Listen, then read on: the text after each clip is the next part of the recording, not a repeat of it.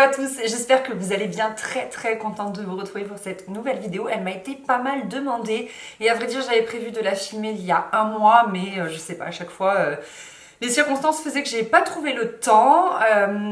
J'avais filmé cette vidéo pour la première maison il y a quelque chose comme 4 ans, je sais pas, un truc comme ça. Je l'avais divisé en deux morceaux en fait. J'avais fait d'un côté toutes ces bonnes choses qu'on avait faites au niveau de notre rénovation, tous ces trucs dont on était vraiment ravis, et d'un autre côté les erreurs qu'on avait faites. Là je vais tout concentrer dans une seule vidéo. Je pense que j'ai moins de choses à dire, donc je me suis dit que ce serait bien.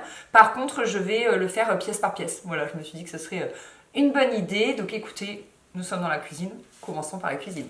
La première chose dont je suis plus que satisfaite, c'est d'avoir des tiroirs absolument partout. Il n'y a que ça, le seul endroit où on a des placards, c'est en haut du four et en haut du frigo. Voilà, on a deux tout petits placards, c'est tout. Sinon, c'est que des tiroirs. Sous les yeux, on a celui-ci.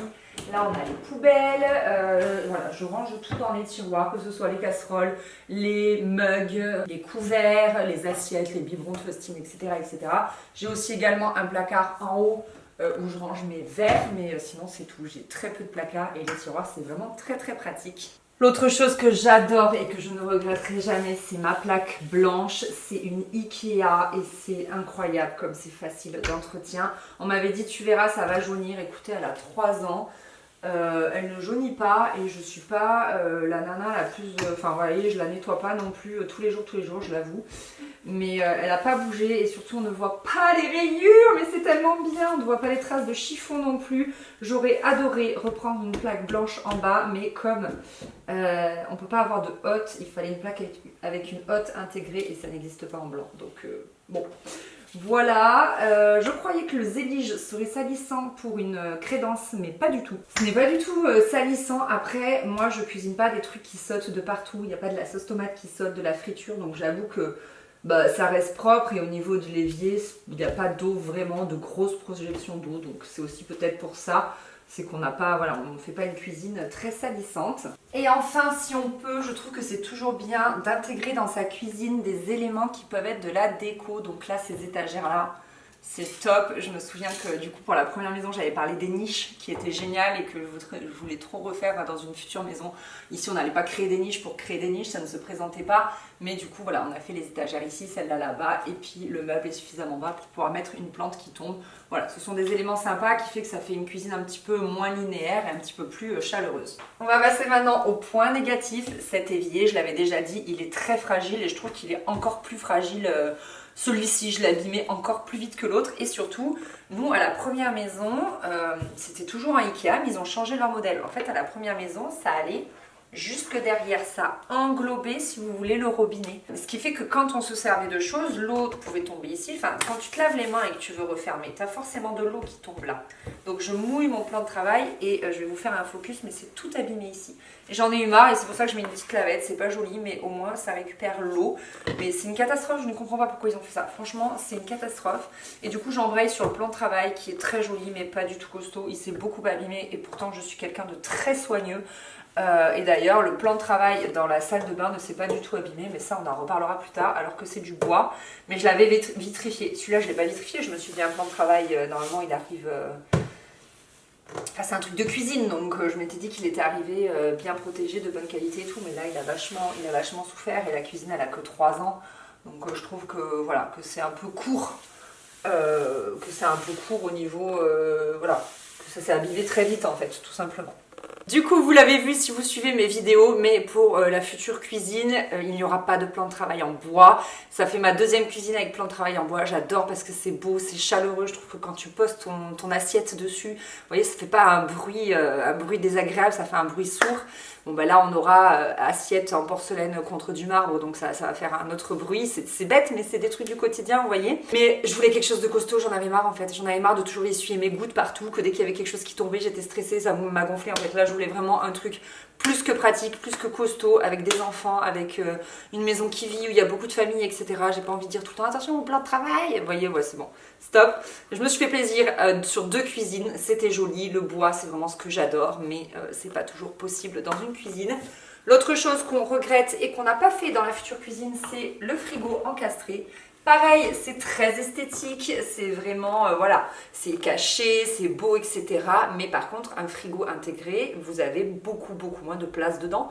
Je me souviens, je m'étais acheté des rangements qu'on voit partout à frigo, mais en fait, ça ne rentre pas dans un frigo encastrable, vu que du coup, il est un peu moins profond, ça rentre pas. Donc là, on s'est fait plaisir avec un énorme frigo américain, c'était le rêve de Chris, et écoutez, moi, ma foi, ça me convenait tout à fait. C'est un poil moins esthétique, mais c'est vrai que on a fait une espèce de niche pour le rentrer dedans et tout. Et au final, moi j'adore ma cuisine. Bon, j'y ai pas encore cuisiné, j'y ai pas encore vécu, mais elle est déjà posée et pour le moment je l'adore. Allez, on va terminer avec un dernier point négatif, ce sont les façades blanches. Première maison, j'avais une cuisine Ikea aussi avec des façades noires. Et on m'avait dit attention, ça va être salissant, les traces de doigts et tout. Et en fait, pas du tout. Bizarrement, cette façade noire, elle était... je sais pas, elle était pas salissante. Là, le problème, c'est pas spécialement que comme c'est blanc, tu vois les taches. Ça, c'est sûr, c'est un fait. Non, c'est juste que les taches ne partent pas. On dirait que la moindre trace de doigt s'incruste dans le meuble. Je sais pas, c'est des façades, je sais pas, poreuses. Poreuses, je pense que c'est le meilleur mot que je puisse dire. Et du coup, même les traces de chiffon se voient. Enfin, c'est une catastrophe. Vraiment. Pourtant, je les adore. Le design, il est super beau. J'avais trop envie de prendre le même pour ma buanderie. Mais juste au niveau de l'entretien, c'est pas possible. C'est impossible de nettoyer. Ou alors, il faudrait qu'une par une, je les vitrifie, ces façades, parce que vraiment, je vous dis, elles incrustent les taches et du coup, bah, c'est un enfer au niveau de l'entretien. En parlant de blanc, on va embrayer sur le parquet parce que j'ai tout le temps des questions dessus, ce que j'en pense, comment ça a vieilli et tout. Donc ici, l'appartement, il a 3 ans. C'était du plancher peint brut acheté chez Leroy Merlin ou Castorama, je me souviens plus, que j'ai peint avec une peinture spéciale de chez V33, je me souviens plus. Alors, première erreur, nous, on n'a pas du tout respecté les temps de séchage entre 2 couches et les temps de séchage tout court. J'allais accoucher, il faisait une chaleur monstre et on était pressés, donc il fallait emménager au plus vite. Donc je me souviens plus, on a fait vraiment les 2 couches très rapprochées, je crois qu'on n'a finalement pas fait de 3e couche. Enfin bref, on l'a pas vraiment appliqué comme il fallait. Néanmoins, au tout début, j'ai trouvé ça très costaud. Des fois, il y avait des... Quand on a monté les dressings et tout, j'ai eu peur qu'on accroche le parquet. Et en fait, non, c'est bien fixé sur le bois. Du coup, vous ne l'écaillez pas. Par contre, c'est vrai qu'à l'usage au quotidien, si vous voulez, au bout d'un moment, je dirais au bout de 2 ans, surtout dans la pièce à vivre, forcément, surtout dans la cuisine, le blanc s'élime un peu et pareil, devient poreux et retient les saletés au niveau de la table à manger. Mais c'est un carnage en fait. J'ai pas d'autres mots. C'est une horreur et en plus le plancher peint est assez tendre et pareil, là avec la lumière, j'ai essayé de vous le filmer. Je vois toutes les micro-rayures des chaises, en fait, ça a creusé, vous voyez, le plancher, quoi, parce que c'est très souple. Mais de toute façon, de manière générale, je ne conseille pas du parquet dans les pièces à vivre, sauf si on accepte que ça vieillisse. Première maison, tout en bas, on avait mis du carrelage effet parquet. Voilà, parce que néanmoins, je trouve que dans les chambres, moi j'en ai été super contente, vous voyez, dans ma chambre, ça n'a absolument pas bougé, c'est canon et je ne regrette pas. Et malgré le fait d'ailleurs que ce soit abîmé ici, je ne regrette pas parce que j'avais tellement envie de ce sol, j'en rêvais tellement. Vous voyez là où jouent les enfants, ça s'abîme pas tant. C'est vraiment, c'est vraiment au niveau de la cuisine où c'est gros carnage et au niveau de l'entrée aussi, peut-être parce qu'il y a beaucoup de passages et que pareil, ça élime la peinture.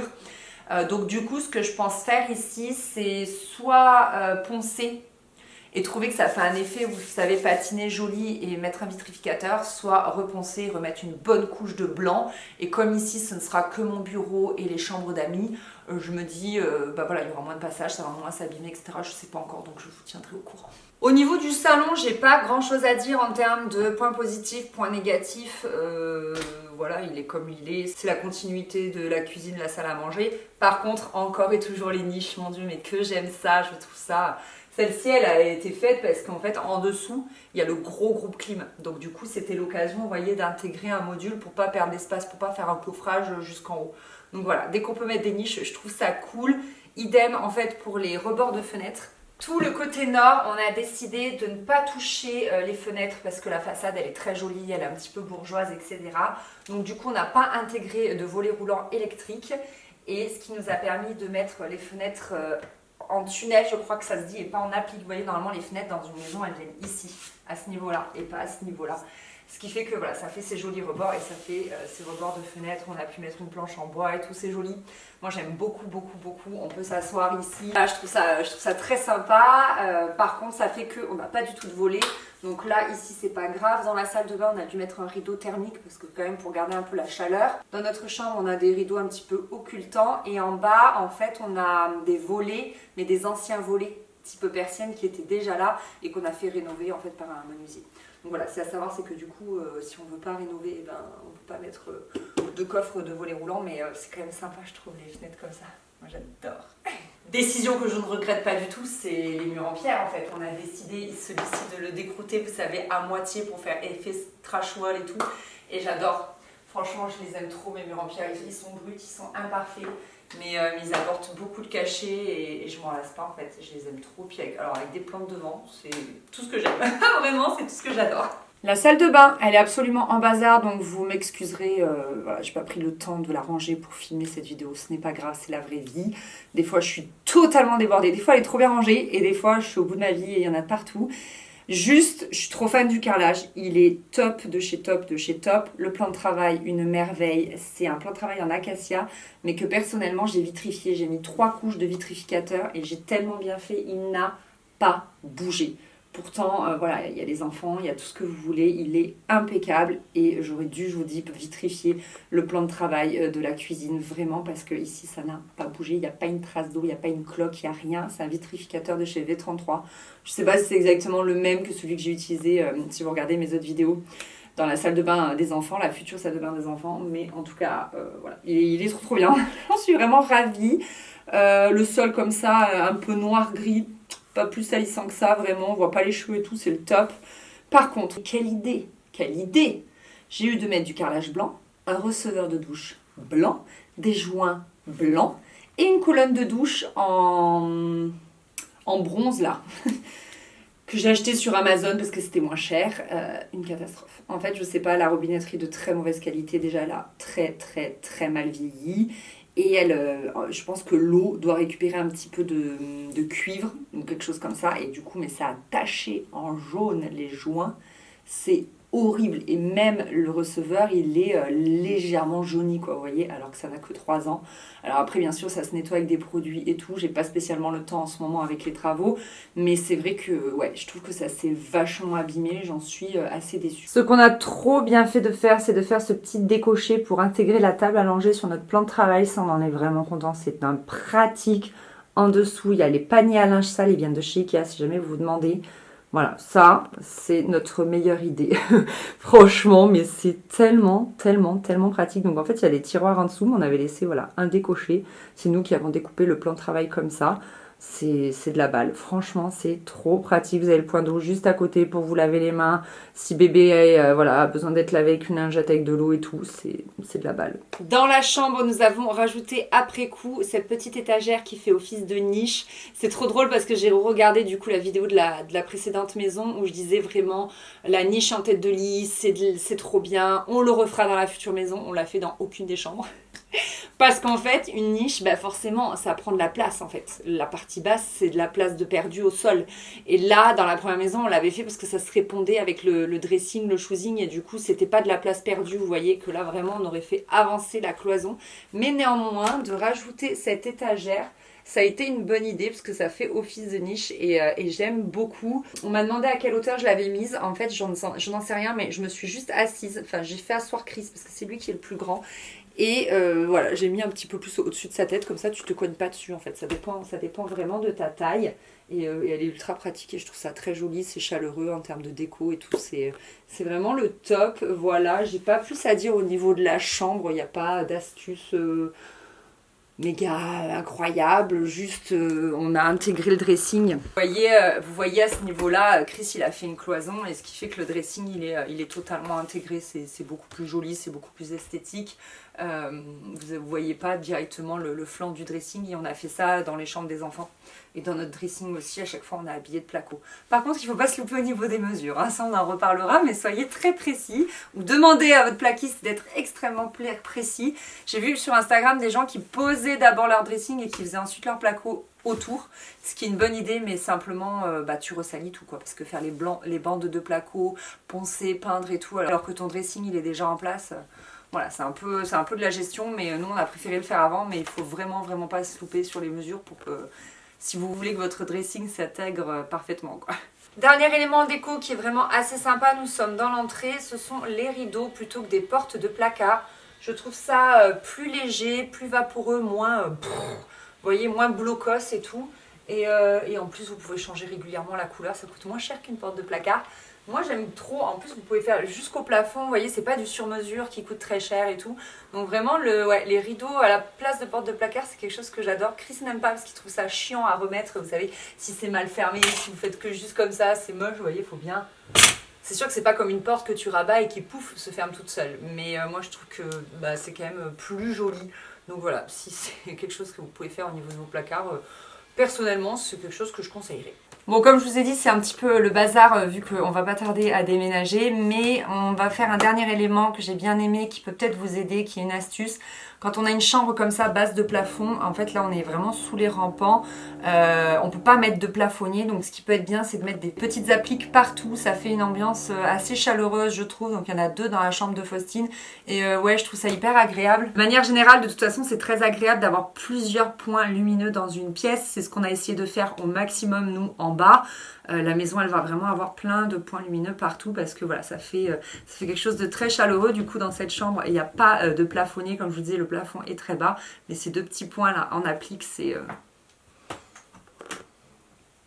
voilà, c'est vraiment trop adorable, j'adore.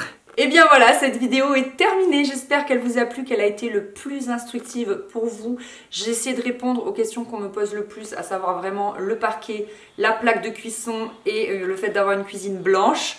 N'hésitez pas, si vous avez d'autres questions, j'essaierai d'y répondre au maximum. Et puis écoutez, merci d'avoir regardé cette vidéo et on se retrouve très vite pour la suite de l'emménagement. Personnellement, à l'heure où je filme cette vidéo, on emménage dans 2 jours. Je suis en folie. Allez, bisous, salut!